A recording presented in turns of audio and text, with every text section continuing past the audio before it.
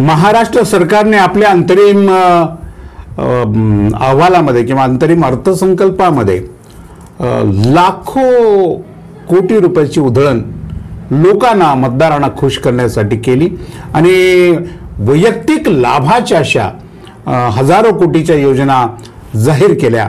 तसं मुख्यमंत्री लाडकी बहीण योजना किंवा शेतकऱ्यांचं वीज बिल माफीची योजना किंवा वृद्ध नागरिकांना देवदर्शनासाठी जाण्याची योजना किंवा तरुणांना काही मदत करण्याची योजना अशा असंख्य योजना जाहीर केल्या। या योजना जाहीर केल्यानंतर महायुतीच्या सरकारला असं वाटलं की आपण महाराष्ट्राचं भलं केलेलं आहे आणि महाराष्ट्र 2024च्या निवडणुकीमध्ये आपल्या बाजूने मजबूतीने उभा राहील। परंतु परिस्थिती अशी नाही। एक अत्यंत ताजा सर्वे म्हणजे नवा कोरा ताजा सर्वे जो की अगदी जुलै महिन्यातल्या पहिल्याच आठवड्यातला आहे, ज्या तारखेला विधानसभेमध्ये अर्थसंकल्पीय अधिवेशनामध्ये अशा पद्धतीच्या घोषणा करण्यात आल्या, त्या तारखेपासून ते कालपर्यंतच्या एक सर्वे महाराष्ट्रामध्ये अत्यंत महत्त्वाचा झाला आणि या सर्वेचा महायुतीसाठी अत्यंत धक्कादायक सर्वे समोर आलेला आहे। त्यावर आज आपण बोलणार आहोत। नमस्कार, मी राजू पाटील आणि आपण पाहताय रिंगल लाईव्ह।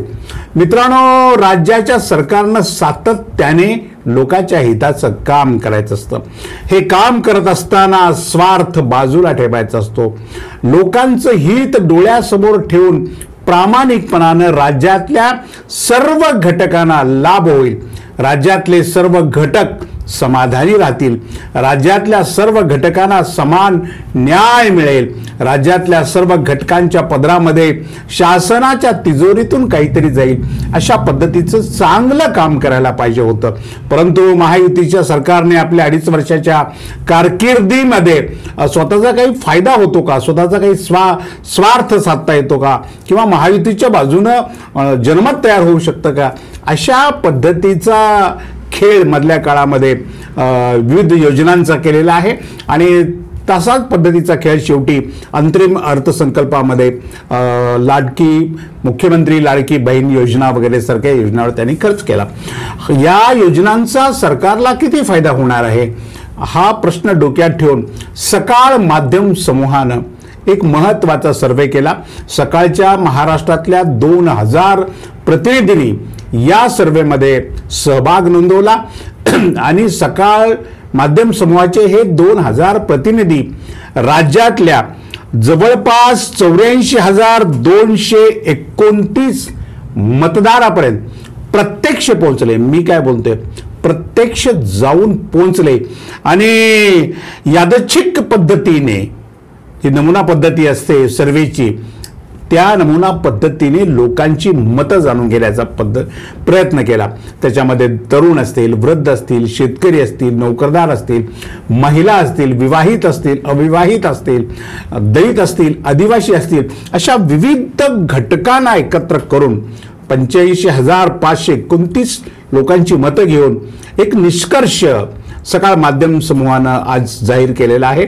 कालच्या एका व्हिडिओमध्ये मी महत्त्वाची गोष्ट बोललो होतो, आपण जर ती ऐकली नसेल तर पुन्हा कालचा व्हिडिओ आपल्याला पुन्हा एकदा जाऊन ऐकावा लागेल की महाराष्ट्रामध्ये 180 पर्यंत जागा या महाविकास आघाडी आणि घटक पक्षांच्या मित्र पक्षांच्या मिळून जाऊ शकतात, असं मी काल माझ्या एका कालच्या भागामध्ये बोललेलो होतो। परंतु आज जो सर्वे समोर आलाय त्यामध्ये सकाळ काय सांगताय, माझं मत आणि सकाळचं मत यामध्ये अंतर किती आहे, त्यावर आज आपण चर्चा करणार आहोत। आणि महाविकास आघाडी मध्ये कोण प्रगती करत आहे, महायुतीमध्ये कोण अधोगतीकडे चाललंय, या सगळ्या गोष्टीची चर्चा आपण याच्या भागामध्ये करणार आहोत। मित्रांनो, हा जेव्हा सर्वे केला गेला तेव्हा जुलैच्या अर्थसंकल्पाच्या अधिवेशनाच्या आठवड्यामध्ये हा सर्वे केला गेला, तेव्हा महाराष्ट्रातल्या 48.7% जनतेने महाविकास आघाडीच्या बाजूने कौल दिलेला आहे। ही गोष्ट अत्यंत धक्कादायक आहे। म्हणजे महाविकास आघाडीचं सरकार येणार होतं किंवा लोकसभेचे जे अंदाज पुढे आले किंवा लोकसभेचे निकाल पुढे आले त्यावरून लोकांचं मत असं बनत चाललेलं होतं की महाविकास आघाडीचं सरकार महाराष्ट्रामध्ये स्थापन होऊ शकतं। परंतु विविध योजनांचा मारा केल्यानंतर लाखो कोटीच्या योजना जाहीर केल्यानंतर त्याचा फायदा महायुतीला होईल आणि महाविकास आघाडीला त्याचा फटका बसेल असा कयास काही मंडळी बांधण्यामध्ये गुंतलेली होती. परंतु असं होताना दिसत नाही. मुख्यमंत्र्यांनी किंवा अर्थमंत्री अजित पवारांनी कितीही घोषणांचा पाऊस पाडला असला तरी महाराष्ट्रातल्या महायुतीच्या सरकारला 2024च्या निवडणुकीमध्ये धोका होणार हे स्पष्ट झालेलं आहे. त्याचं कारण एक महत्त्वाचं कारण आहे की महायुती आणि महाविकास आघाडीच्या वोट शेअरिंग मध्ये जे अंतर आहे हे प्रचंड प्रमाणामध्ये अंतर आहे. 48.7% इतकी मतं जेव्हा महाविकास आघाडी घेते तेव्हा महायुती 33% मतं घेते आहे. मग आता बघा 48.7 आणि 33 मध्ये किती मोठी प्रचंड मोठी तफावत आहे आणि महायुतीला ही तफावत भरून काढणे आता शक्य उरलेलं नाही किंवा आता अशी एकही योजना नाही की ज्यामुळं महायुतीची ही तफावत भरून निघेल. महायुतीच्या नेत्यांनी देवेंद्र फडणवीसांनी, एकनाथ शिंदे यांनी, अजित पवारांनी कितीही आकाश पाताळ एक केलं तरी त्यांचं जे वोट पर्सेंटेज आहे 33%, यामध्ये 2% फरक पडू शकतो. ते 35% फार तर जाऊ शकतात. परंतु महाविकास आघाडीच्या 48.7% इतक्या वोट शेअरिंग पर्यंत महायुती कधीही पोहोचू शकत नाही. हा सकाळचा सर्वे बाहेर आलेला आहे. परंतु यामध्ये एक महत्त्वाची गोष्ट आहे की जेव्हा राज्यातली जनता 48.7% जनता महाविकास आघाडीच्या बाजूने आपला कौल देते, महायुतीच्या बाजूने 33.1% जनता आपला कौल देते, तर इतरांच्या पदरामध्ये महाराष्ट्रातले 18.3% मतदार जात आहेत. ही अत्यंत महत्त्वाची गोष्ट आहे. या गोष्टीचा खुलासा मी थोडंसं पुढे जाऊन करणार आहे. बघा, सकाळच्या या सर्वेमध्ये सर्वात मोठा पक्ष भारतीय जनता पार्टी पुन्हा ठरतोय.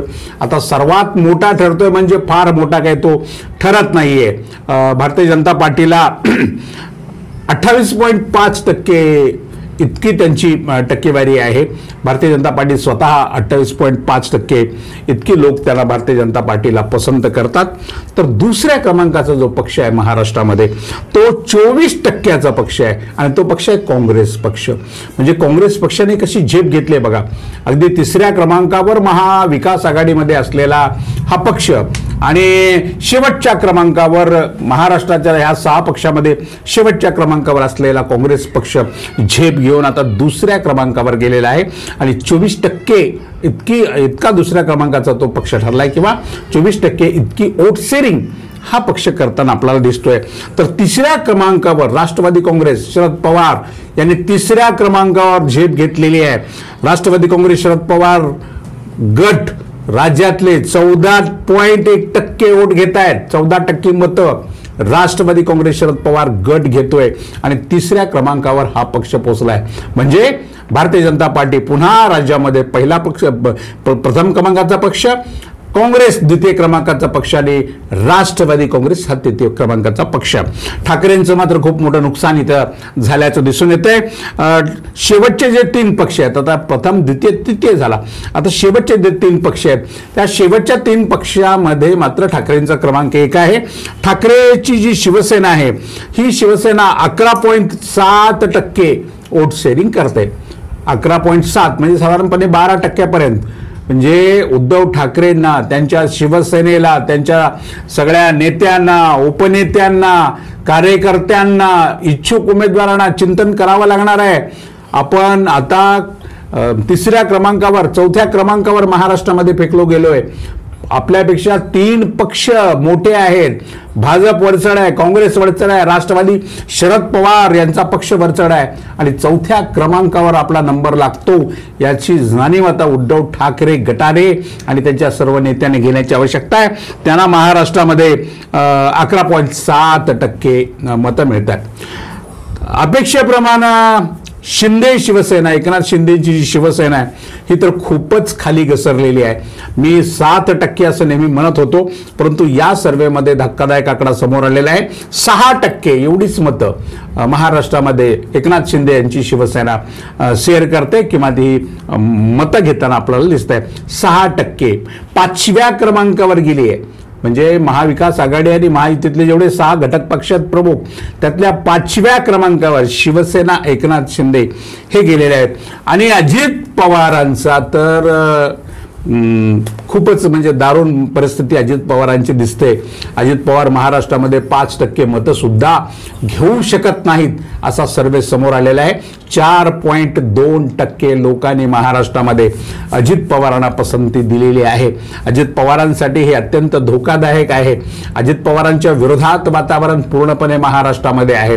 तसं ते एकनाथ शिंदेंच्या आहे आणि तसं ते भारतीय जनता पार्टीचे आहे. पण भारतीय जनता पार्टीने आपला जो मतदार आहे, हा मतदार भारतीय जनता पार्टीचा मतदार म्हणून जो मतदार आहे तो मतदार कायम टिकवण्यामध्ये त्यांना यश मिळतंय. परंतु भारतीय जनता पार्टीचा नसलेला, परंतु मागच्या काही काळामध्ये भारतीय जनता पार्टीकडे जुडला गेलेला मतदार मात्र भारतीय जनता पार्टीपासून पूर्णपणे दुरावत चालल्याची परिस्थिती आपल्याला महाराष्ट्रामध्ये दिसते आहे.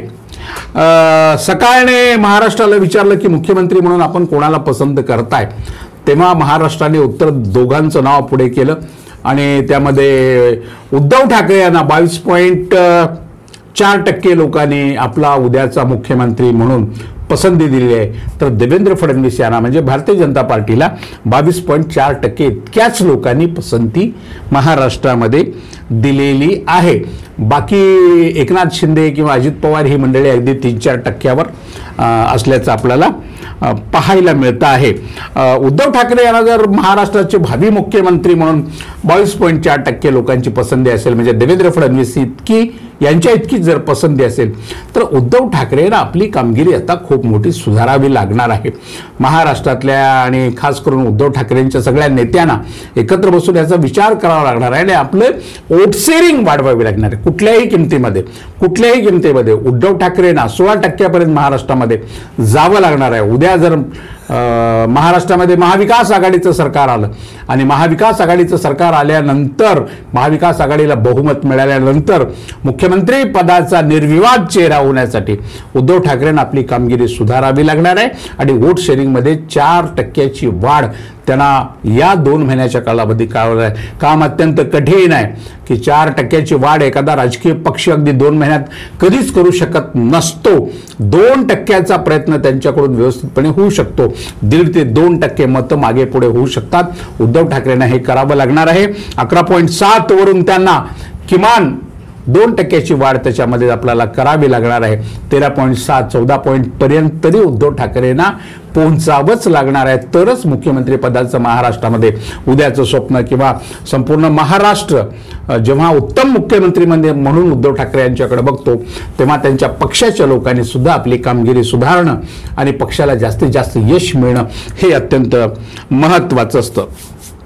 सकाळचा हा सर्वे मध्ये 50% जवळपास महिलांच्या मध्ये हा त्यांनी सर्वे केला. म्हणजे महिलांना काय वाटतं, लाडकी बहीण योजना म्हणजे लाडक्या बहीण योजनेचा गवगवाट जास्त झालेला आहे. याचा प्रत्यक्षात फायदा किती महिलांना मिळेल, त्याचे लाभधारक महिला कोण असतील किंवा ज्यांना लाभ मिळतो त्या महिला महायुतीला मतदान करतील का, अशा अनेक प्रश्न आहेत. त्यावर आपण सविस्तराने वेगळ्या भागामध्ये बोलू. परंतु एक गोष्ट निदर्शनास आलेली आहे की महाराष्ट्रातल्या ज्या उच्चवर्णीय महिला आहेत, उच्चवर्णीय ज्या जाती महाराष्ट्रामध्ये आहेत आपण किंवा ज्यांच्याकडे आपण उच्चवर्णीय महिला म्हणतो, अशा उच्चवर्णीय महिलांचा कल भारतीय जनता पार्टीच्या महायुतीकडे आहे. तर महाराष्ट्रातला समस्त बहुजन, दलित, मुस्लिम आणि इतर सर्व बहुजनांचा जो कल आहे, हा महाराष्ट्रातल्या बहुजन महिलांचा जो कल आहे तो महाविकास आघाडीकडे असल्याचं आपल्याला बघायला मिळतं. तर या सर्वेचे जेव्हा पर्सेंटेज इथं आता प्रसिद्ध झालेलं आहे, कोणाला कमी मतं काय मिळत आहेत, कोणाला अधिक मतं काय मिळत आहेत, त्याचा सविस्तर खुलासा सकाळने केलेला आहे. आपल्याला त्याच्यामध्ये जायचं नाही. पण सकाळचा सर्वे मला नेहमीच विश्वासार्ह वाटला. यापूर्वीच्या भागामध्ये मी बोललो की सकाळचा सर्वे हा विश्वासार्ह असतो, कारण सकाळचे टीम किंवा सकाळची प्रतिनिधी मंडळी प्रत्यक्षात मतदारापर्यंत जाऊन पोहोचत असतात. ते काही टेलिफोनवरून गप्पा मारत नाहीत किंवा दुसऱ्या कुठल्या पद्धतीचा अवलंब करत नाही, ते प्रत्यक्षात मतदाराशी संपर्क करतात. तर सकाळने जो हे जे सर्वेक्षण प्रसिद्ध केलंय महाराष्ट्रामध्ये, या सर्वेक्षणाच्या प्रमाणामध्ये म्हणजे या टक्केवारीच्या प्रमाणाला आपण विधानसभेच्या जागेमध्ये जर कन्वर्ट केलं तर महाराष्ट्रामध्ये उद्याचा महाराष्ट्र विधानसभेमध्ये उद्याच्या विधानसभेमध्ये 2024च्या कोणाचं किती संख्याबळ असेल त्याचं काही कॅल्क्युलेशन करण्याचा प्रयत्न आपण केलेला आहे आणि त्या कॅल्क्युलेशनवरून महाविकास आघाडी पुढे तर आहेच, पण कोणाच्या किती नेमक्या जागा येतील त्याचा एक अंदाज बांधण्याचा प्रयत्न आम्ही केला. तसं पक्षनिहाय केलं नाही, परंतु महायुती आणि महाविकास आघाडी आणि इतर असे 3 भाग आपण त्याच्यामध्ये पाडलेले आहेत. आणि जेव्हा महाविकास आघाडीला महाराष्ट्रामध्ये 48.7% मतं मिळत आहेत, तेव्हा 288 विधानसभेच्या जागा आहेत. त्या 288 जागेपैकी महाविकास आघाडीला आज निवडणुका झाल्या तर 135 जागा मिळतील. 135 जागा महाविकास आघाडीच्या पदरामध्ये आज निवडणुका झाल्या तर पडतील. आणि आज निवडणुका झाल्या तर महायुतीच्या पदरामध्ये 95 जागा पडतील. म्हणजे महायुती 100चा आकडा सुद्धा पार करू शकत नाही असा हा या सर्वेचा अंदाज व्यक्त केला जातोय. सकाळने काही एवढ्या जागा येतील तेवढ्या जागा येतील असं आपल्या सर्वेमध्ये म्हटलं नाही, परंतु त्यांचे पर्सेंटेज जागेमध्ये आपण जेव्हा कन्वर्ट करतो तेव्हा हा फिगर समोर येतोय. महाविकास आघाडीला महाराष्ट्रामध्ये आज निवडणुका झाल्या तर 135 जागा येतील आणि महायुतीला 95 जागा येतील.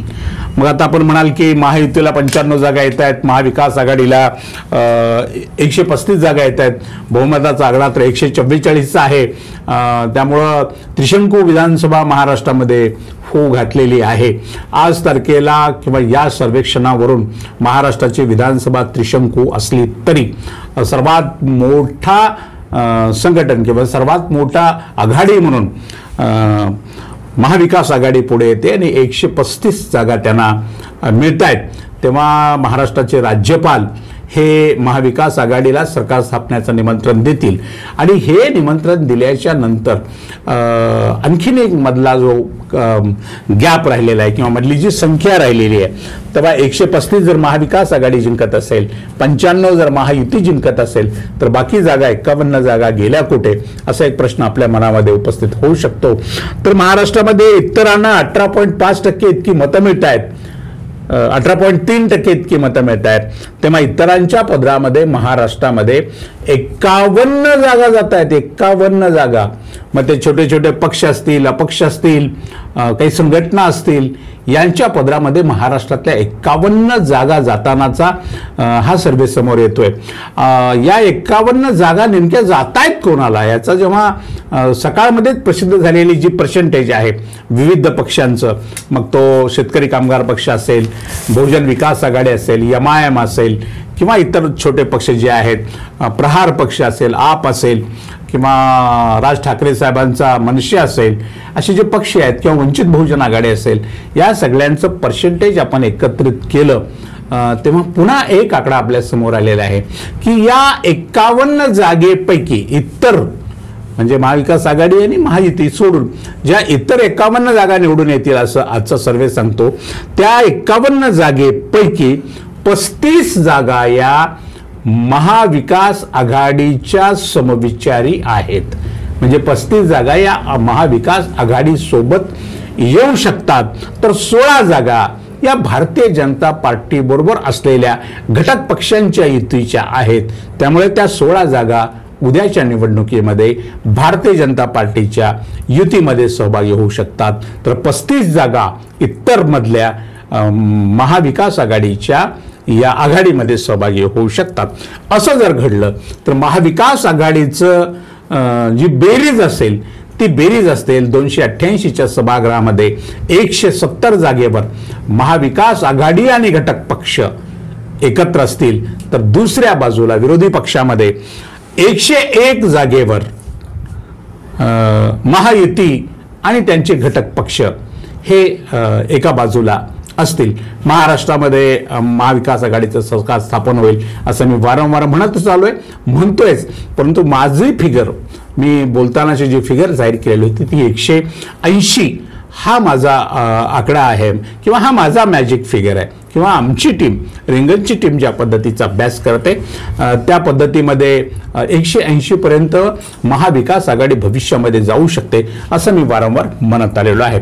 आपण आता समारोप करणार आहोत की एकनाथ शिंदे यांनी किंवा देवेंद्र फडणवीस यांनी किंवा अजित पवारांनी कितीही उद्याच्या निवडणुकीत जिंकण्यासाठी महाराष्ट्रातल्या लोकांच्या लोकप्रिय योजना जाहीर करण्याचा प्रयत्न केला असला तरी गेल्या 2.5 वर्षाच्या काळामध्ये महायुतीच्या लोकांनी महाराष्ट्राबरोबर केलेलं वर्तन लोक विसरलेले नाहीत, शेतकरी विसरलेले नाहीत, महिला विसरलेल्या नाहीत. लाखो कोटीचे उद्योग जे राज्याच्या बाहेर गेले आणि राज्यातल्या तरुणावर बेकारीची कुऱ्हाड कोसळली, ते तरुण, ते सुशिक्षित बेरोजगार हे विसरलेले नाहीत. किंवा देवेंद्र फडणवीसांनी ज्या पद्धतीने शिवसेना फोडली, ज्या पद्धतीने राष्ट्रवादी फोडली आणि राष्ट्रवादी शिवसेना फोडून या 2 राजकीय पक्षाला फोडून स्वतःचं सरकार स्थापन केलं, ही गोष्ट महाराष्ट्राला आवडलेली नाही. किंवा खोके बोकेची जी महाराष्ट्रामध्ये चर्चा झाली किंवा पैशाच्या जीवावरचं राजकारण, हायफाय राजकारण झालं, हेही महाराष्ट्राला आवडलेलं नाही.